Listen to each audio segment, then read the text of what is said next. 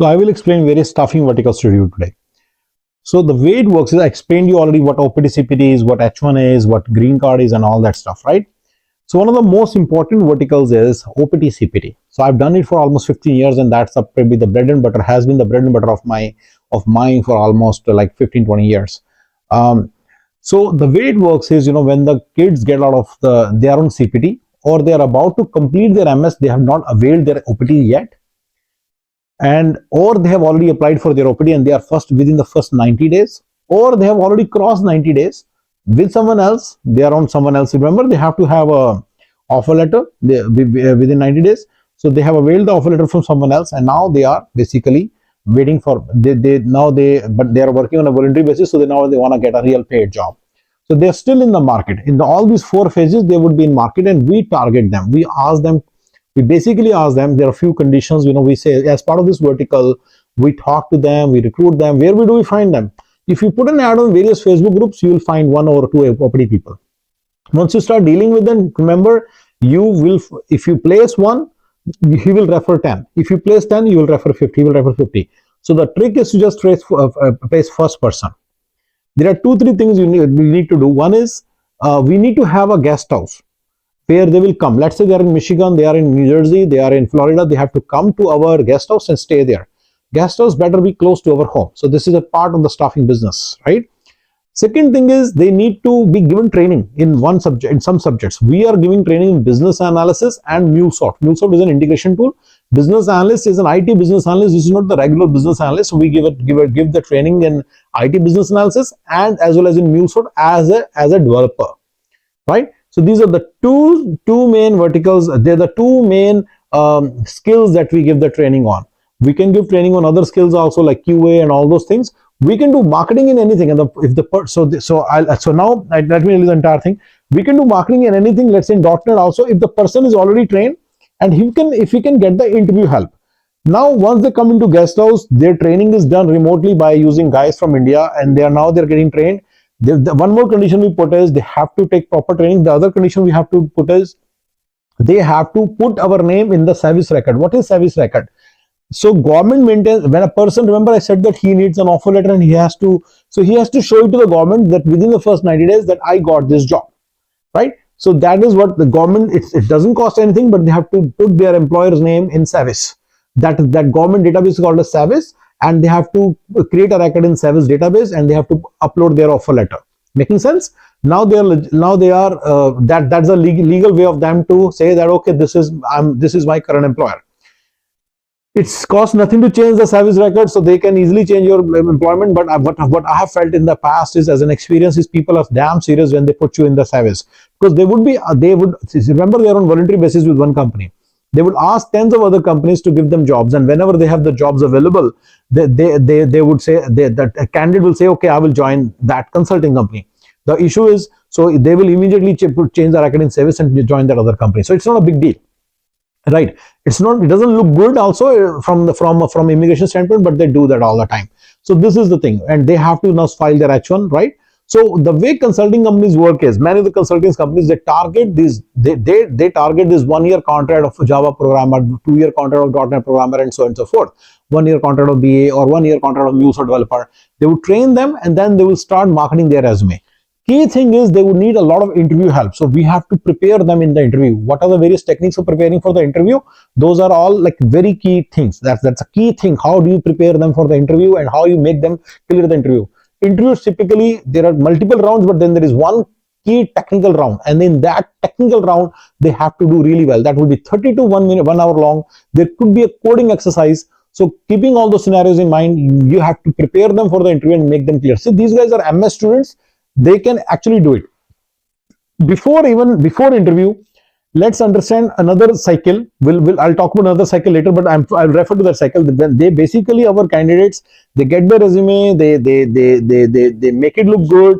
They know how to make it look better, and then they do the client submissions and then get the interview, right? So even client submissions, how do they do the client submissions? Also a very important question that you should ask your OPT CPT guy, OPT CPT VPH, vertical program head, and ask him, or your manager, ask him how this, how do you guys work on the resume, and how do you get the interview cleared. But once interview is cleared, then we do the paperwork of that person, and then he goes to the job, and then we get paid, right? So this is the main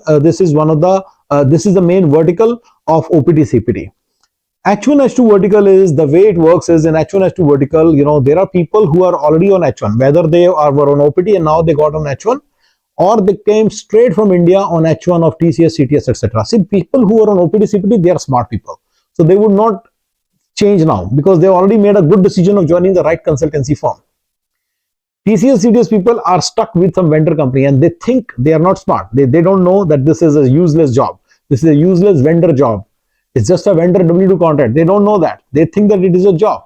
So they think of it as a very valued job. And these are great jobs in India because they get you to America. But once you land in America and you have spent two months here, it's a raddi job. It's a task job. They don't know that, but they get paid very little. They get paid almost 50% of that. So what we do is we tell them to start working with us. So as part of that process, we find a job, we find a project for them, 1 year or 2 year contract. Then on the basis of that contract, we file for their grade card, H1. See, we need that project before, because on the basis of that only we can file for the H1. We file for the transfer of H1, and then within 1 week of filing the H1 for the H1, he can start working with us. It takes 1 week for us to file the H1. Once we get the paper from the client saying that okay, this guy they want to have a contract related to this guy. So there is a paper, this part of the paper, the client mentions that they want this candidate, and that's what goes with the paperwork of H1 of work visa. Okay, so this is the way. This whole cycle. Once it completes like 2-3 months, then this whole cycle is over, and then H1 has to H1 a person has started to work with us, right? Sometimes H1 person may be in India and he's stuck there for some reason, and then he says, find a job for me in America. Some clients, not all, some clients are okay with that arrangement that the person will be working in India, but they want the person to be on H1. So this is very interesting. So when they want that, we call it H2. So basically, the person is in India and he's working from there, or a person is in Canada, but the client is okay. They are okay with that. Then we can. You should talk to your VPH regarding the latest issues related to this, getting this certificate from a client that they are okay with it. Okay, but from your manager or H1 manager, you ask them.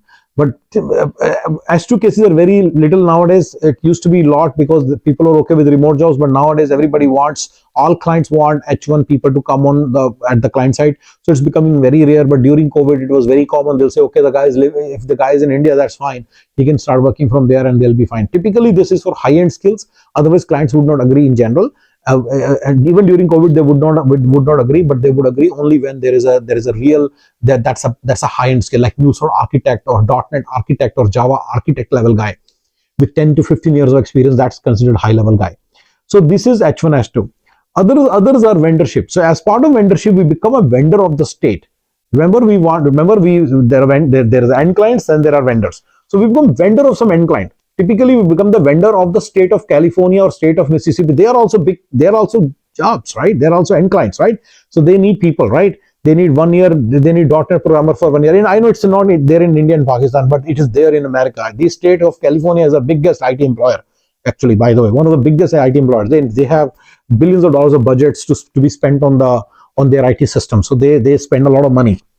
Now, coming to this thing, so they need Java programmers and .NET programmers too. Obviously, they will start hiring on a permanent basis on their own payroll. But when they need someone for 1, 2, 3 years, then they give contracts. So you can become a direct vendor of the state of California, or there are 50 out of 25 out of 50 states. It's very easy to become their vendor, and you become their vendor, and then you take it from there. Okay, this is your state. So become, and then once you get now as vendorship, you don't have the candidate. Forget candidate. You have the positions. Once you get a position, you have to get the right candidate. You have MuleSoft or BA candidate. What if the positions are .NET? So you need to go to the market and get .NET resume, and then you submit it there. So it's vendorship is all about you have the position and you hunt for the candidate. H1, H2 and OPT CPT, you have the candidate first and then you hunt for the job. Totally different scenarios, different skill set.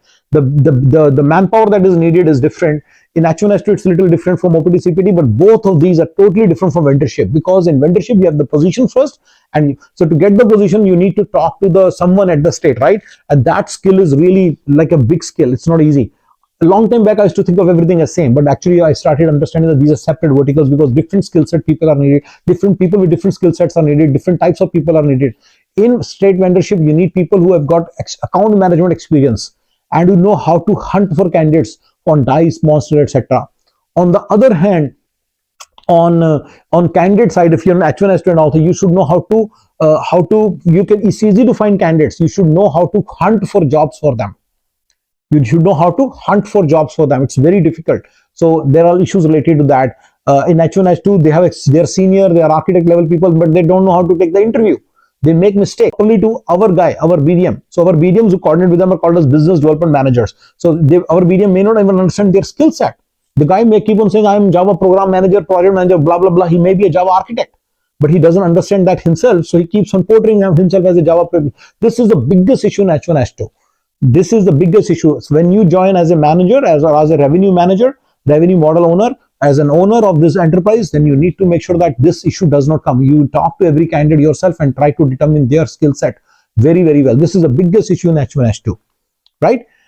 Other than that, I explained three main models. There are many other models, but these are the main ones, and I wanted to make sure you understand various models. And